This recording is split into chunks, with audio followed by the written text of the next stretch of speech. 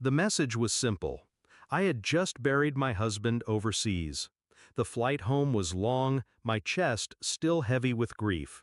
I didn't ask for comfort, just a ride. My brother replied first, "We're busy, try Uber." Then my mother, "Why didn't you plan better?" I stared at the screen for a full minute. My fingers typed 2 words. No worries. They thought that was the end of it. It wasn't. I've never been close to my family. They orbit each other when convenient, holidays, weddings, when there's an audience. But when life gets messy, they vanish. It's been like that since I was a teenager. When I married Michael, they showed up for the photos, drank at the open bar, then disappeared until Christmas. Michael saw it for what it was. He told me, "You can't expect love from people who only understand transaction." I didn't want to believe him. Then came his illness. Months of treatments, hospital stays. They visited once. Once. My brother brought wine for himself. My mother complained about parking. When Michael died, they sent a group text. "So sorry for your loss. Let us know if you need anything." I needed them to mean it. They didn't.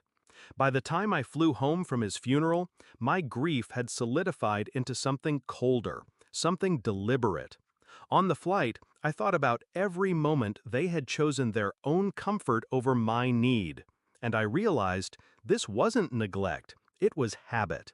They had always assumed I would endure in silence, that I would forgive. So I decided to change the habit. The first step was timing. My return flight landed hours before the evening news. The second was opportunity. I called a journalist I'd met years ago through Michael's charity work, an investigative reporter who specialized in human interest stories with teeth. I told her the truth. Widow returns home from burying her husband. Family refuses to pick her up. She listened in silence, then said, "I'll be at the airport." The third step was the hook. I didn't just walk off that plane, I walked off with Michael's folded flag in my hands. He had been a veteran. The airline had offered to honor him when I landed. I said yes. When the wheels touched down, the plan was already in motion. An airline escort met me at the gate, flag in their arms. The reporter and her cameraman were waiting by arrivals. They filmed as I walked out alone, dragging my suitcase, the flag pressed against my chest. They filmed me glancing at the curb. Empty. They filmed me pulling out my phone, scrolling past the "try Uber" and "plan better" messages. "Did your family know you were arriving today?" the reporter asked. I nodded. They knew. By the time I reached home, yes, in an Uber, the footage was already being edited. She called that evening. "It airs at 7. You should watch." I didn't. I didn't need to. At 7:13 p.m., my phone started buzzing. First my mother, then my brother, then my aunt, cousin, sister-in-law. I ignored them. They kept calling. By 7:25, the group chat was exploding. "Why would you do this to us? You made us look like monsters. We didn't know it was going to be on TV."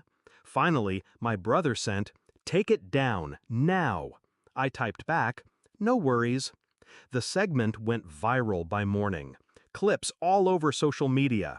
My quiet walk through the terminal, the folded flag, the empty curb.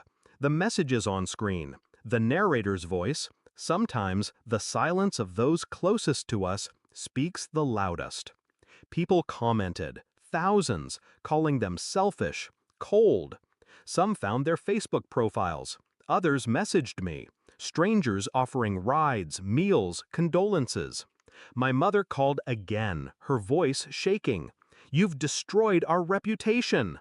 "No," I said. "You did that when you decided I wasn't worth the drive." They stopped trying to reason with me after that, mostly because there was no defense. It wasn't a misunderstanding. It wasn't bad timing. It was exactly who they were. And now, everyone else knew it too. I didn't feel triumphant, not exactly. What I felt was balanced. For the first time, the weight of their neglect wasn't mine alone to carry. They could share it. That night, I folded Michael's flag and set it on the mantel. The house was quiet, peaceful. People think revenge has to be loud, messy, even cruel. It doesn't. Sometimes all it takes is holding up a mirror and letting them see what everyone else sees. If they ever wondered why I stopped answering their calls after that, the answer is simple.